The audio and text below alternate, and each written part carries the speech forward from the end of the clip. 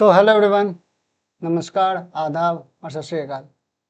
कैसे तुम लोग? आई थिंक तुम लोग बढ़िया हो गए, एकदम मस्त हो गए। आज ये मेरा क्लास 9th के लिए लेक्चर नंबर 3 जा रहा है, केमिस्ट्री का चैप्टर 1 जो हम लोग कर रहे थे, जो कि है matter in our surroundings.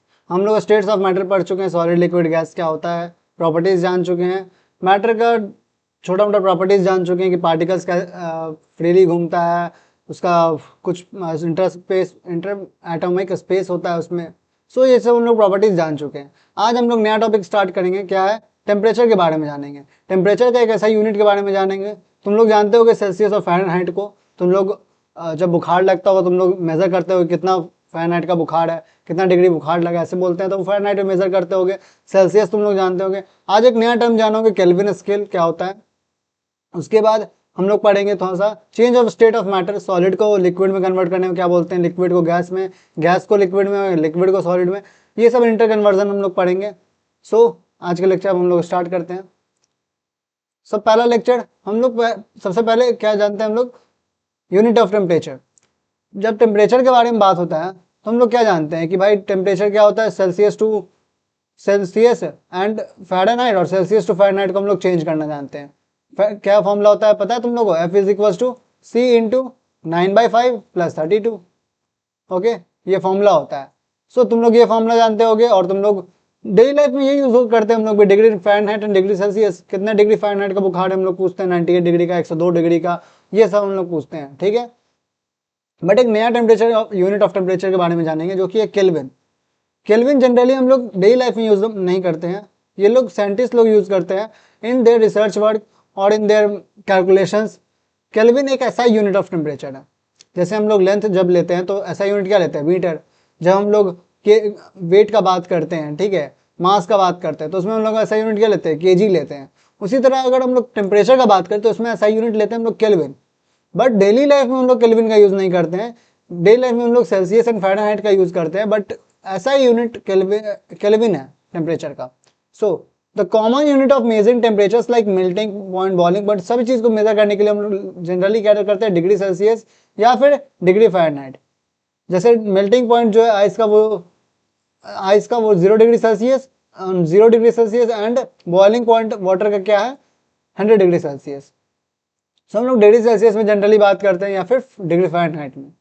There is another scale of temperature called Kelvin scale of temperature, जो कि किनके द्वारा दिया गया था, लॉर्ड विलियम थॉमस केल्विन। देखो ये क्यों है, ये केल्विन क्या जरूरत पड़ गया। देखो साइंटिस्ट लोग रिसर्च वर्क में केल्विन का यूज इसलिए करते हैं क्योंकि केल्विन एब्सोल्यूट जीरो पे बात करता है। केल्विन जो का वैल्यू जब जीरो होता है तो अब किसी भी मॉलिक्यूल में कोई थर्मल एनर्जी नहीं बचता। थर्मल एनर्जी मतलब उसका खुद का एनर्जी, एटॉमिक एनर्जी नहीं बचता। उसका एटॉमिक एनर्जी जो होता है वो एटम्स का, वो जीरो रहता है एट दैट टेम्परेचर। इसीलिए वो एब्सोल्यूट जीरो कहलाता है। उसी डिग्री के बाद से, उसी टेम्परेचर के बाद से हम लोग धीरे धीरे फिर थर्मल एनर्जी जैसे से बढ़ता है वो सब हम लोग स्टडी करना स्टार्ट करते हैं। थर्मोडायनेमिक्स वगैरह में बहुत एप्लीकेशन है इस केल्विन स्केल की वजह से। तुम लोग आगे जाके पढ़ोगे इसका क्या बहुत ज़्यादा वाइड एप्लीकेशन है। अभी तुम लोग बहुत ज़्यादा यूज़ नहीं करोगे केल्विन स्केल को, बट जान लो, जानना ज़रूरी है। केल्विन स्केल किसके लिए यूज़ किया जाता है, केल्विन कौन यूज़ करते हैं, साइंटिस्ट लोग रिसर्च पेपर में या फिर कैलकुलेशंस में यूज़ होता है ऐसा यूनिट होने के कारण। But as in daily life हम लोग केल्विन का यूज़ नहीं करते। As in daily life Kelvin scale का यूज़ डेली नहीं होता है। डेली बेसिस पे सेल्सियस और फ़ारेनहाइट पे हम लोग डील करते हैं। Then is another scale of temperature called Kelvin scale of temperature which is use by the scientist mainly for research work. Mainly क्या, रिसर्च वर्क के लिए यूज करते हैं। देखो the SI unit of measuring temperature is kelvin. Kelvin ऐसा unit major करने के लिए which is denoted by the symbol के। इसको किससे डिनोट करते हैं, के से डिनोट करते हैं। Please note that the word degree और इट साइन, जो कि डिग्री का ये साइन होता है, इसको हम लोग नहीं लिखते हैं केल्विन स्केल के साथ। जैसे डिग्री सेल्सियस लिखते हैं हम लोग, जैसे यहाँ पे देखो डिग्री सेल्सियस लिखा हुआ है, या डिग्री फ़ारेनहाइट लिखते हैं, ये केल्विन के साथ नहीं होता। केल्विन को सिर्फ के से डिनोट करते हैं, कैपिटल के, ठीक है। उसी तरह अगर हम लोग इसका मेल्टिंग और बॉइलिंग पॉइंट देखा जाए तो melting point of ice on Kelvin scale is 273 kelvin. Means जो 0 डिग्री सेल्सियस पे था वो 273 केल्विन पे हो रहा है on Kelvin scale. And boiling point of water in kelvin scale is 373 kelvin. Means देखो यहाँ पे देखो रिलेशन समझो, एट 0 डिग्री सेल्सियस तो वो कितना के बराबर है, 273 केल्विन के बराबर है। और 100 डिग्री सेल्सियस कितने डिग्री के बराबर है, मीन्स 373 केल्विन के बराबर है। मीन्स तुम डिफरेंस देख लो, 273 केल्विन का डिफरेंस है। सो इसका फॉर्मूला क्या निकल के आता है, temperature on Kelvin scale is equal to temperature on Celsius scale plus 273। ये फॉर्मूला बहुत इंपॉर्टेंट है, एकदम ध्यान में रखना इस फॉर्मूला को। मतलब K is equal to C plus 273। मतलब अगर किसी सेल्सियस में दिए हुए टेम्परेचर को केल्विन में बदलना है तो उसमें 273 जोड़ दो, और अगर केल्विन में दिए हुए किसी टेम्परेचर को सेल्सियस में बदलना है उसमें से 273 माइनस कर दो। बात समझ में आ गया। यहाँ पे एक फॉर्मूला और लिख देते हैं फ़ारेनहाइट का, C इंटू 9/5 प्लस 32। सो ये फ़ारेनहाइट का फॉर्मूला, ये भी याद रखने का है, बहुत ज़रूरी है। हम लोग आगे प्रॉब्लम्स में करेंगे, अभी प्रॉब्लम्स नहीं, जो न्यूमेरिकल प्रॉब्लम बाद में आएगा उसमें हम लोग देखेंगे, ठीक है। तो ये था टेम्परेचर का छोटा टॉपिक, हम लोग के लिए इंट्रोडक्शन है बस केल्विन का भी। केल्विन का तुम लोग को वाइडर यूज पढ़ना है आगे जाके 11th-12th में। अभी जस्ट तुम लोग को बस इंट्रोडक्शन दिया गया, केल्विन क्या होता है, केल्विन स्केल क्या होता है। एक ऐसा यूनिट ऑफ टेम्परेचर है जो कि हम लोग इन साइंटिस्ट और इन मैथमेटिक कैलकुलेशंस में हम लोग यूज करते हैं, जो कि जनरली हम लोग डेली लाइफ में यूज नहीं करते केल्विन को, ठीक है। सो अब पढ़ते हैं change of state of matter, हम लोग का next topic. Change of state of matter मतलब सॉलिड टू लिक्विड का कन्वर्जन कैसे होता है, लिक्विड टू गैस का कन्वर्जन कैसे होता है, gas to liquid, liquid to solid, हम लोग ये सब देखेंगे। So we can change the physical state of matter in 2 ways. दो तरीके से हम लोग किसी भी फिजिकल मैटर का जो स्टेट है उसको चेंज कर सकते हैं, सॉलिड से लिक्विड, लिक्विड से गैस ले जा सकते हैं। कैसे? सो टेम्परेचर चेंज करोगे तब, और प्रेशर चेंज करोगे तब। हम लोग देखे होगे जब तुम लोग टेम्परेचर चेंज करते हो तो फिर कोई चीज़ मेल्ट हो जाता है जनरली, और अगर तुम लोग प्रेशर लगाते हो तो फिर वो अपना शेप एंड साइज भी चेंज करता है एंड वो स्टेट भी चेंज कर सकता है। जैसे मान लो तुम जैसे एलपीजी जो तुम लोग के घर में आता है, हम लोग के घर में, वो क्या होता है, वो गैसेस फॉर्म में होता है। मीन्स वो नहीं, वो मीन्स गैसेस को इतना कंप्रेस किया जाता है, इतना कंप्रेस किया जाता है कि वो क्या होता है, बहुत ज़्यादा कंप्रेसिबल इन नेचर होता है गैसेस। सो वो बहुत ज़्यादा कंप्रेस्ड हुआ रहता है। बट वो देखो जब वो हम लोग उसको लाइट ऑन करते हैं, जब हम लोग जलाते हैं एलपीजी को, फिर तो वो गैसेस फॉर्म में फिर फ्लेम में निकलता है। तो बात यही है कि किसी भी चेंज ऑफ स्टेट को चेंज करने के लिए, फिजिकल स्टेट को, उसमें टेम्परेचर का भी जरूरत होता है। टेम्परेचर से भी चेंज कर सकते हो और प्रेशर लगा के भी चेंज कर सकते हो, ठीक है। सो आज हम लोग पढ़ेंगे बाय चेंजिंग द टेम्परेचर, कैसे कैसे हम लोग चेंज कर सकते हैं, ठीक। तो by changing the temperature, effect of change of temperature, कैसे हम लोग चेंज कर सकते हैं। सो पहला है solid to liquid. Solid to liquid change करते हैं हम लोग, तो इसको क्या कहते हैं, मेल्टिंग। इस प्रोसेस को क्या कहते हैं, मेल्टिंग। याद रखना इस प्रोसेस का नाम मेल्टिंग। क्या हुआ, सॉलिड टू लिक्विड चेंज को मेल्टिंग कहते हैं। सो मेल्टिंग क्या हुआ, the process in which a solid substance changes into a liquid on heating. देखो टेम्परेचर से चेंज कर रहे हैं तो टेम्परेचर क्या करेगा, हीट बढ़ाएगा। प्रेशर से हीट थोड़ी बढ़ेगा, लेकिन टेम्परेचर बढ़ाने से क्या बढ़ेगा, हीट होगा कोई भी सब्सटेंस। तो उसको क्या कहेंगे, मेल्टिंग कहेंगे। मेल्टिंग या फिर फ्यूजन, मेल्टिंग कह सकते हैं या फिर फ्यूजन। सो कोई भी सॉलिड सब्सटेंस जब हीट बढ़ाते हैं या टेम्परेचर ज़्यादा बढ़ाते हैं तो वो मेल्ट होता है किसी सॉलिड से लिक्विड फॉर्म में। और देखो the temperature at which a solid substance melts and changes into a liquid at atmospheric pressure. देखो एटमॉस्फेरिक प्रेशर कहने का मतलब क्या हुआ, हम लोग जनरली प्रेशर का जो यूनिट लेते हैं एटमॉस्फेरिक प्रेशर, उसमें ही चेंज होना चाहिए। ऐसा नहीं कि तुम प्रेशर भी ज़्यादा लगाए हुए। हम लोग अभी क्या पढ़ रहे हैं, सिर्फ effect of change of temperature. सिर्फ टेम्परेचर चेंज करने से हम लोगों को कैसे सॉलिड से लिक्विड मिल जाए।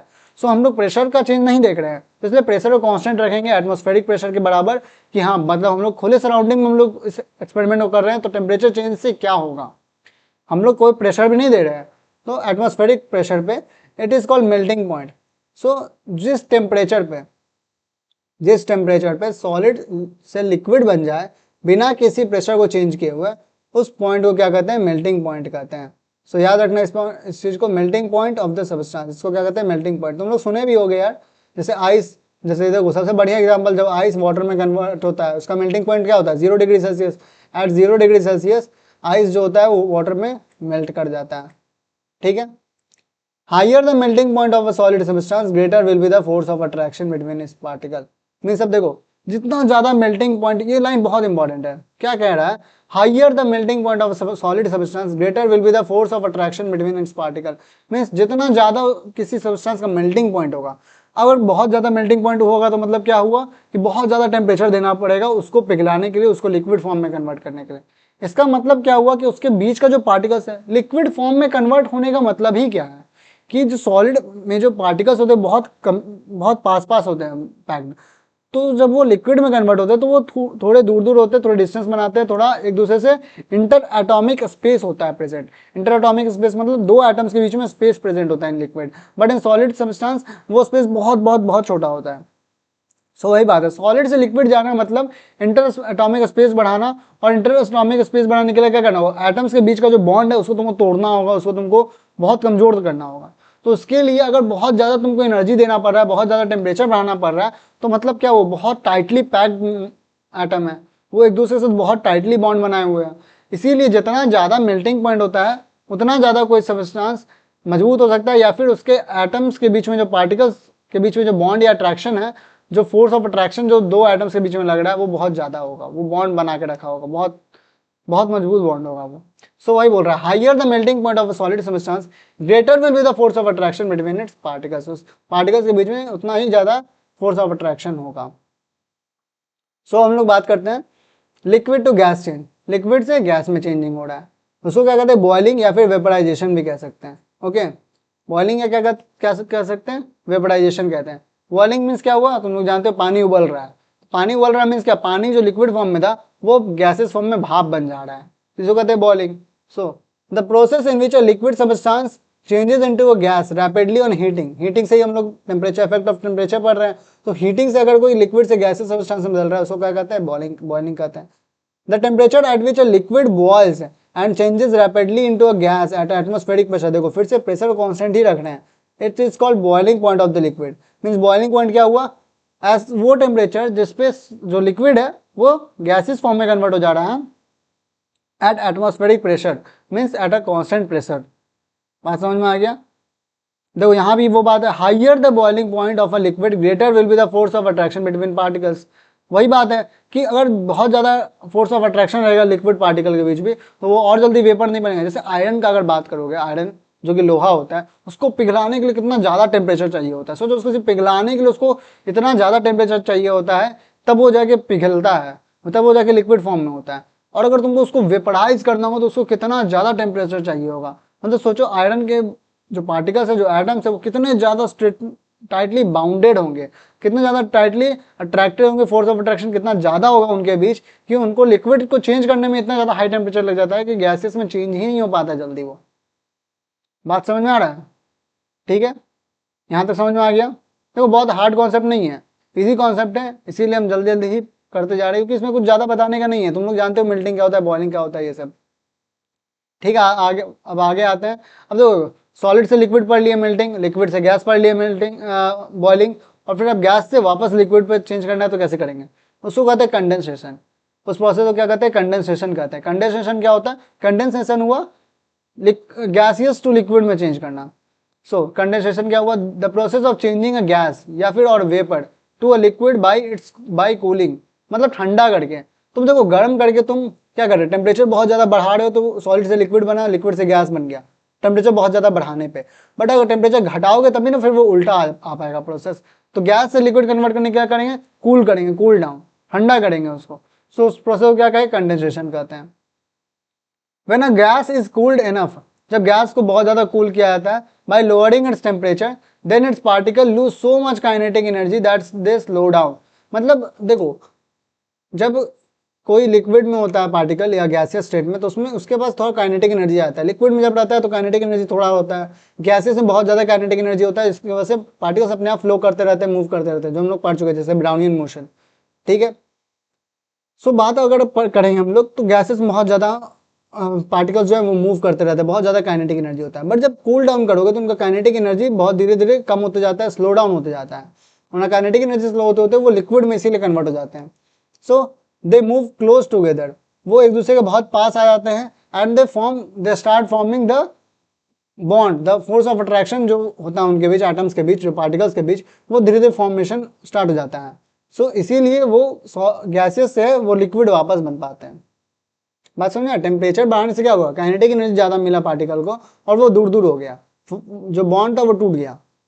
बट जब हम लोग ठंडा किए, टेम्परेचर कूल किए, तो जो काइनेटिक एनर्जी था वो भी कूल डाउन हुआ एंड वो दोनों एक दूसरे के पास है पार्टिकल्स, और फोर्स ऑफ अट्रैक्शन वापस से हुआ, बॉन्ड फिर से बना एंड फिर धीरे धीरे वो लिक्विड में चेंज हो पाया इसी वजह से। So condensation is the reverse of the boiling. Condensation क्या है, वो रिवर्स है बॉइलिंग का। बॉइलिंग में क्या होता है, लिक्विड टू गैसेस चेंज होता है, एंड कंडेंसेशन में क्या होता है, गैसेस टू लिक्विड चेंज होता है। जैसे तुम लोग ये चीज देखे होगे कि जैसे तुम लोग देखे हो जब खाना पकते रहता है, तो जैसे कढ़ाई हो गया, कढ़ाई के अंदर खाना पकता है, मान लो कोई सब्जी बन रहा है, और तुम अगर प्लेट से ढक दिया जाता है तो क्या होता है, उसमें से वेपर बन रहा होता है, नो डाउट। पानी जो सब्जी में यूज हो रहा है वो पानी वेपराइज होता है। सो जब वो पानी को हम लोग ढक देते हैं ऊपर से प्लेट से, तो उसमें तुम आइस रखो नहीं रखो कुछ भी रखो मतलब नहीं है, बट तुम वो रख दो, तुम देखोगे जब तुम बहुत देर बाद उस चीज को हटाओगे उस प्लेट को, तुम देखोगे वहाँ पानी का पार्टिकल्स बना हुआ है। तो भाई पानी का पार्टिकल्स वहां कैसे प्रेजेंट हो गया, तो जो पानी जो वेपर में बन के उड़ रहा था उसको हम लोग ट्रैप कर लिया, उसको हम लोग हवा में नहीं जाने दिए। हवा में नहीं जाने दिए तो वो उसी सिस्टम के अंदर रह गया बंद के।